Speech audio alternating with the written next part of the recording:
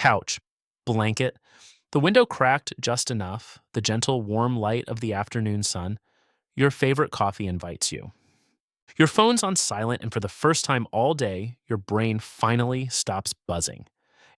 Everyone you know is somewhere else tonight, and you've never felt more like yourself.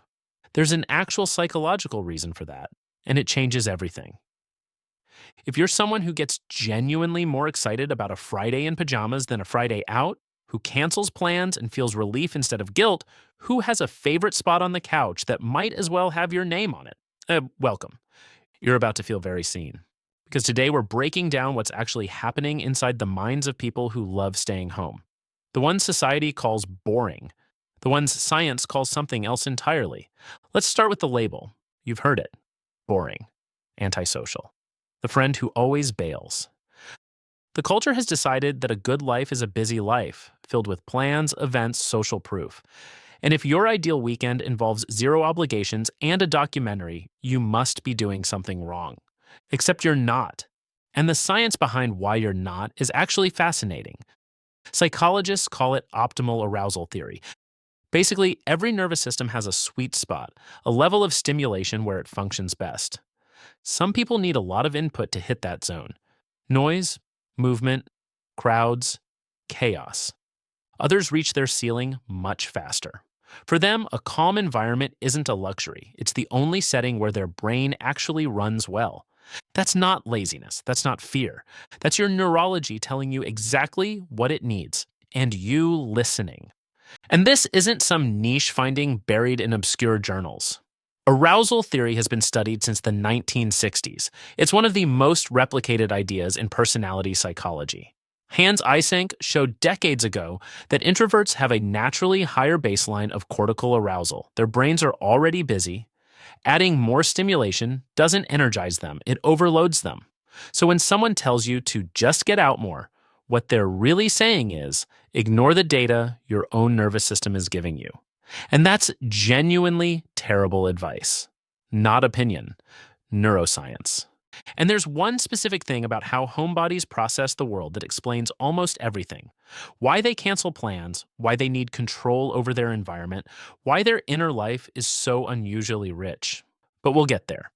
But here's the thing nobody talks about. It goes way deeper than just introversion. Here's something wild. Research on sensory processing sensitivity, a trait studied extensively by psychologist Elaine Aron, shows that roughly 15 to 20% of the population processes stimuli more deeply than average. Sounds are louder, social cues are heavier, emotional undercurrents in a room that most people don't even notice. You feel every single one of them.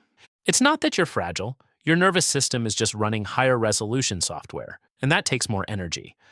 Now, here's the part that might challenge you. You probably think of your love for home as just who you are, a preference, a personality trait. But Aaron's research suggests something more specific. It's a processing style. Your brain isn't avoiding the world, it's doing more work per interaction than most people's brains do, and it needs genuine downtime to recover. Your couch isn't laziness, it's a recovery station. Think about that for a second. Every social interaction, even a good one, costs you more than it costs the person next to you. Not because you're weaker, because you're processing more. And here's the kicker. That same processing depth is responsible for something people almost never connect to staying home. Studies consistently show that people who enjoy solitude score higher on measures of creativity, introspective depth, and complex problem solving. That thing about homebodies processing the world at higher resolution, it doesn't just make social events draining, it makes quiet rooms extraordinarily productive. So your best ideas don't happen at a networking dinner. They happen at 2 a.m. in a silent apartment with a thought spiral you can't let go of. That's not wasted time. That's where the real work gets done. But here's what's fascinating. It's not just about energy management. For a lot of people who love staying home, there's something else happening: control. Out in the world, everything is unpredictable. Loud strangers, last-minute plan changes. Small talk with people who don't actually care about your answer.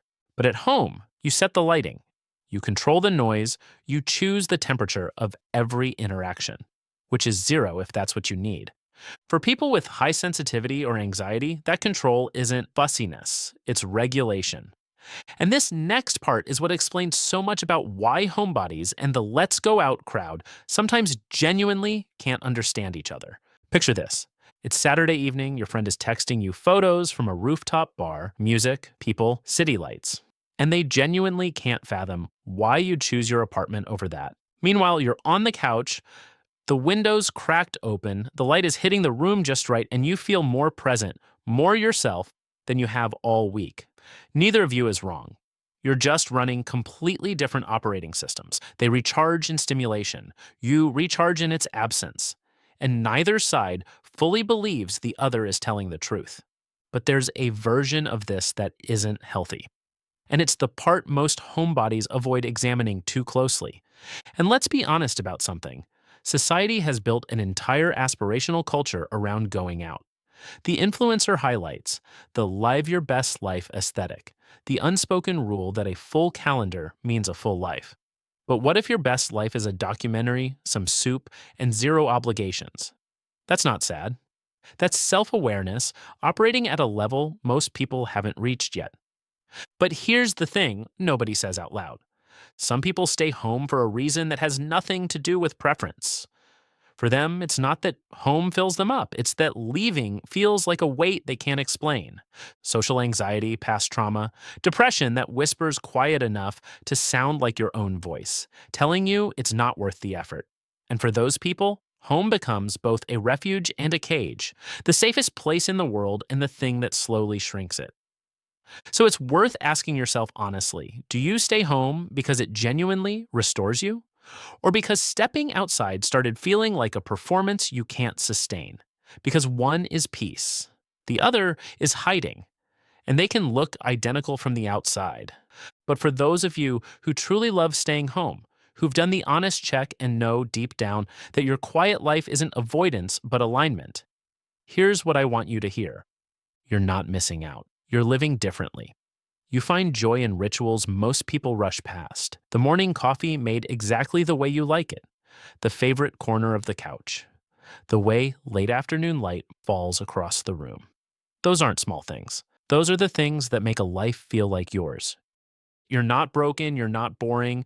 You're just wired for depth over noise, for presence over performance, and the world hasn't built an acknowledgement for that yet. Psychologists have a term for this: low stimulation preference.